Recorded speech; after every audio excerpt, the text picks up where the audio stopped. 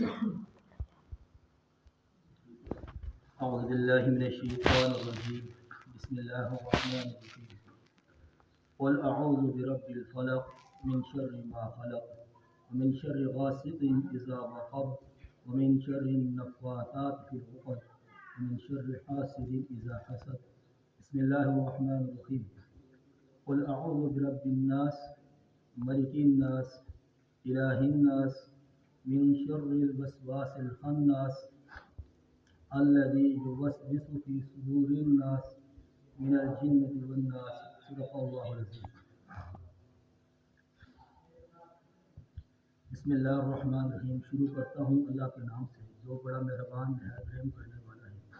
قول کہہ دیجیے اعوذ میں پناہ میں آتا ہوں برب الفلق صبح کے رب کی من شر ما خلق جس نے ہر قسم کی برائی پیدا کی ومن شر اور شر سے غاسقین تاریکی کے اذا وقب جب وہ چھا جائے ومن شر النفاثات اور پھونکنے والیوں کے شر سے فی العقد گرہ میں ومن شر حاسد اور حسدوں کے شر سے اذا حسد جب وہ حسد کرنے لگے. یہ سورہ فلق اور سورہ ناس مکی صورت ہے. اللہ رب العزت نے ان صورتوں کی جو شان نزول ہے یوں ہے کہ آپ صلی اللہ علیہ وسلم پر ایک یہودی نے جب جادو کیا اللہ کے نبی بیمار ہو گئے اور اللہ کے رسول نے اما عائشہ صدیقہ رضی اللہ تعالیٰ عنہ کو کہا مجھے میری بیماری پتہ لگ رہی ہے کہ میری بیماری کیا تھی. جبریل امین نے وہ بیماری مجھے بتا دی کہ ایک یہودی نے مجھ پر سحر کیا ہے اور وہ کنگھی کے دندان میں جادو کیا ہے جس میں گرہ لگائی ہوئی ہے. جس کنویں کے اندر جادو کیا ہے اس کنویں کا نام بھی مجھے پتہ لگ گیا ہے اور آپ صلی اللہ علیہ وسلم نے وہاں پر آدمی بھیجے اور وہ جو سحر کیا ہوا جادو تھا وہ نکالا اور ایک ایک گرہ پر ایک ایک آیت پڑھتے رہے اور وہ گرہ کھلتی رہی. رسول اللہ صلی اللہ علیہ وسلم ارشاد فرماتے ہیں جب میں کوئی کام کرتا مجھے یاد نہ رہتا تھا کہ میں نے کون سا کام کیا ہے، لیکن جب میں نے یہ گرہ کھول دی جادو مجھے مل گیا اس کے بعد میرا جسم آزاد ہو گیا، میری یادداشت واپس آ گئی. لیکن اس میں ایک خاص نقطہ یہ ہے اللہ کے رسول سے دینی معاملے میں نبوت والے معاملے میں ذرہ برابر ایک چیز بھی کی کمی نہیں آئی. اللہ کے رسول کو کچھ بھی دینی معاملے میں نہ بھولا. تو بہرحال ان دونوں صورتوں کا نزول حافظ ابن قیم رحمۃ اللہ علیہ کے نزدیک ایک ہی واقعے میں ہوا اور دونوں کا مقصد ایک ہی ہے. اسی لیے رسول اللہ صلی اللہ علیہ وسلم نے جب آپ صلی اللہ علیہ وسلم پر یہ دو صورتیں نازل نہیں ہوتی عقبہ بن عامر رضی اللہ تعالیٰ کہتے ہیں کہ رسول اللہ صلی اللہ علیہ وسلم ارشاد فرمایا کہ مجھ پر جو دو صورتیں نازل ہوئی ہیں اس سے پہلے وہ مجھ پر اس جیسی کوئی صورتیں نازل نہیں ہوئی اور میں اللہ سے جس چیزوں کی پناہ لیا کرتا تھا ان دو صورتوں کے بعد میں کسی اور کلمات سے پناہ نہیں لیتا بلکہ میں ان دو صورتوں سے اللہ کی پناہ لیا کرتا ہوں. اور فرمایا عقبہ بن عامر رضی اللہ عنہ سے کہ ان دونوں صورتوں کی مثال تورات انجیل کسی بھی ملتی. اسی لیے جب تم پر کسی قسم کی مصیبت پریشانی جادو سار ہو نظر بد ہو ان دو صورتوں کو پڑھ لیا کرو.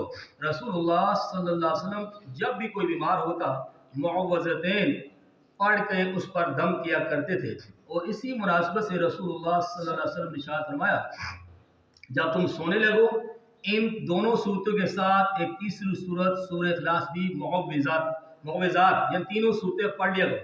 آپ صلی اللہ علیہ وسلم ہر صورت کو تین دفعہ پڑھتے، تین صورتوں کو یعنی 9 دفعہ پڑھتے. آپ نے ہاتھ مبارک پر دم کرتے اور آپ نے جسم پر پھیر لیا کرتے. اسی طرح آپ صلی اللہ علیہ وسلم نے ارشاد فرمایا کہ ان دونوں صورتوں کا مقصد یہ ہے نظر بد اور سحر. جادو جو ہے اس قرآن سے ثابت ہے اور جس نے جادو کیا تھا آپ صلی اللہ علیہ وسلم کو خواب میں 2 بندے آئے، ایک سرہانے پر تھا اور ایک پاؤں کی طرف تھا. ایک سرہانے والا پاؤں والوں کو کہہ رہا ہے کہ اس شخص کو کیا ہوا ہے، یعنی محمد صلی اللہ علیہ وسلم کو کیا ہو گیا ہے؟ دوسرے نے کہا کہ اس پر سحر ہو گیا، یہ مسحور ہے۔ تو فرمایا کہ ان پر فلاں بندے نے، اس کا نام بھی بتا دیا، ولید بن عاصم، اس نے جادو کیا ہے اور اس نے اپنی بیٹیوں، یہودیہ بیٹیوں کو کہا انہوں نے جادو کیا ہے۔ اس شخص نے آپ صلی اللہ علیہ وسلم کو گرا پھسلا کر آپ کے کنگھی دندان وغیرہ وصول کیے اور سوئیوں پر گرے لگا لگا کر جادو کیا تھا۔ جس کنویں کے اندر کیا تھا ایک پتھر کے نیچے دفن کر دیا تھا۔ اللہ کے رسول نے وہ نکلوا لیا تھا، اور جب آپ صلی اللہ علیہ وسلم فرماتی ہیں رسول اللہ صلی اللہ علیہ وسلم نے اس کے بارے میں مجھے بتا دیا تھا، تو میں نے کہا یا رسول اللہ اس کا ہم علاج کیوں نہ کر دیں؟ آپ علاج سے مراد کیا تھی؟ اس کو قتل کیوں نہ کر دیں؟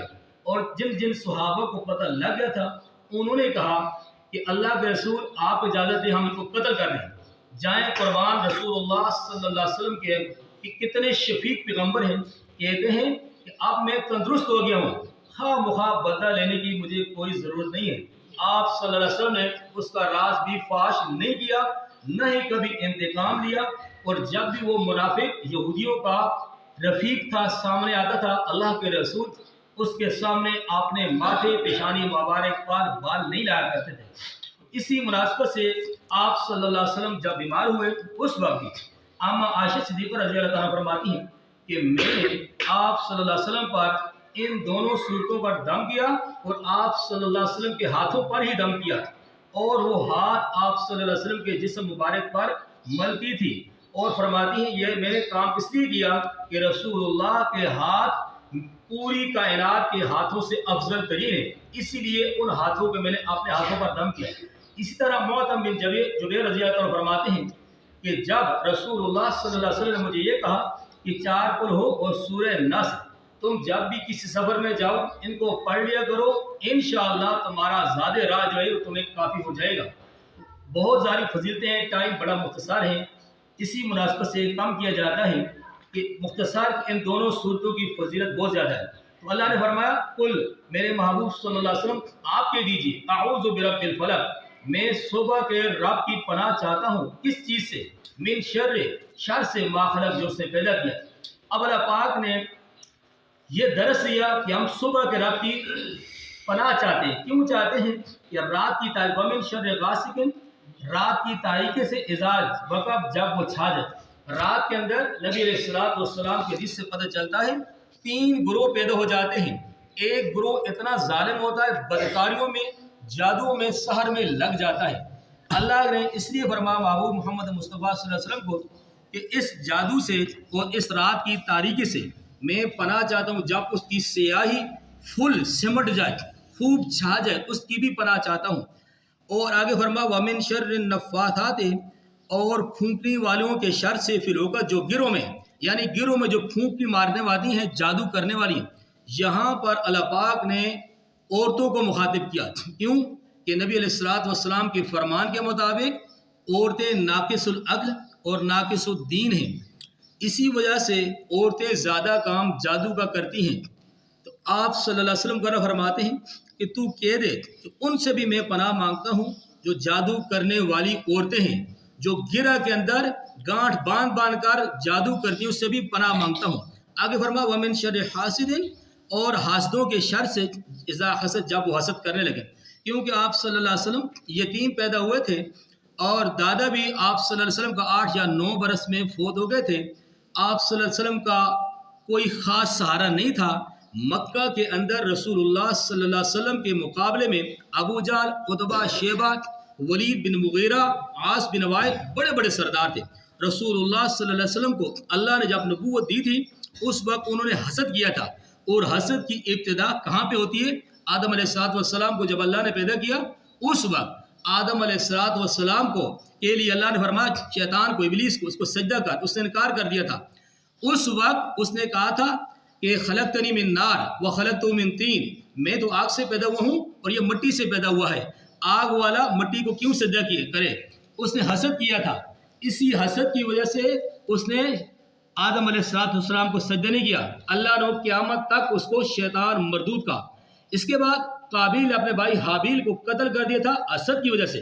حسد کی علامت یہ ہوتی ہے جس طرح ان کفار مکہ مشرکین مکہ نے کیا تھا کہ رسول اللہ کی شہرت پوری کائنات کے اندر کیوں پھیل رہی ہے، اس کی نبوت والے کام کیوں بار بار جا رہے ہیں، اس کے پاس کچھ بھی نہیں ہے، تو اسی وجہ سے انہیں حسد کیا۔ تو فرمایا اس حسد کے شر سے بھی پناہ مانگتا ہوں۔ جب وہ حسد کرنے لگے تو رسول اللہ صلی اللہ علیہ وسلم سے یہ کفار مکہ حسد کیا کرتے تھے۔ حسد کی تعریف یہ ہے کہ بندہ کہتا ہے کہ فلاں شخص کے پاس یہ مال ہے، میرے پاس کیوں نہیں ہے، وہ جلتا ہے، کر کچھ نہیں سکتا، جلنے کی وجہ سے اپنے آپ کو تباہ کر رہا دوسروں کو نہیں۔ نبی پاک صلی اللہ علیہ وسلم فرمایا ایاکم الحسد، حسد سے بچو۔ کیوں؟ حسد نیکیوں کو اس طرح کھاتا ہے کما تاکل النار الحطب، جس طرح خشک لکڑی کو آگ کھایا جا کرتی ہے۔ بسم اللہ الرحمن الرحیم، شروع کرتا ہوں اللہ کے نام سے جو بڑا مہربان ہے، کرم کرنے والا ہے۔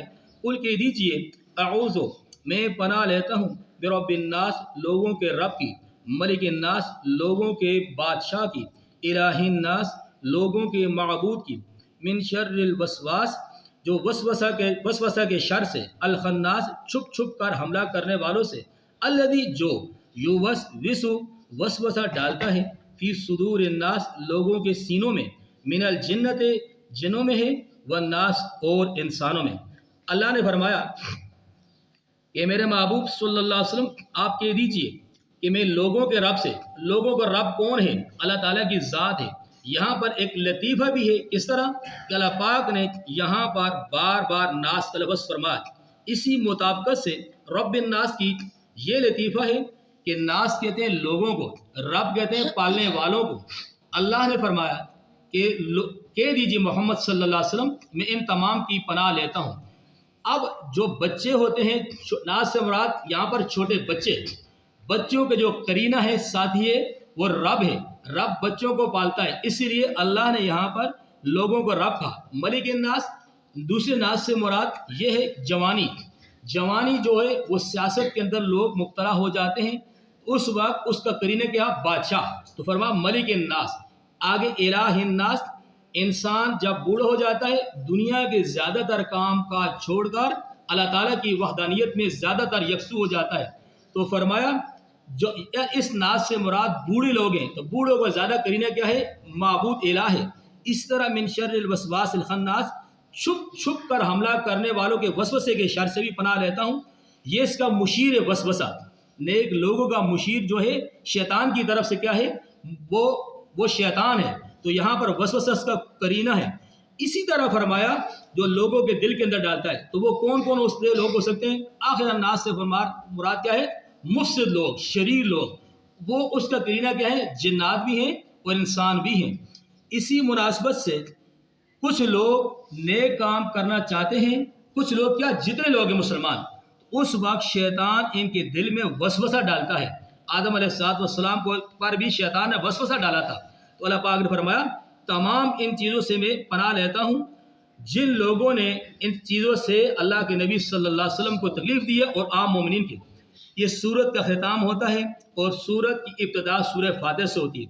سورہ فاتح کے اندر کیا ہے کہ پہلی چند آیات کے اندر اللہ تعالیٰ کی وحدانیت توحید ہے، آگے کیا ہے؟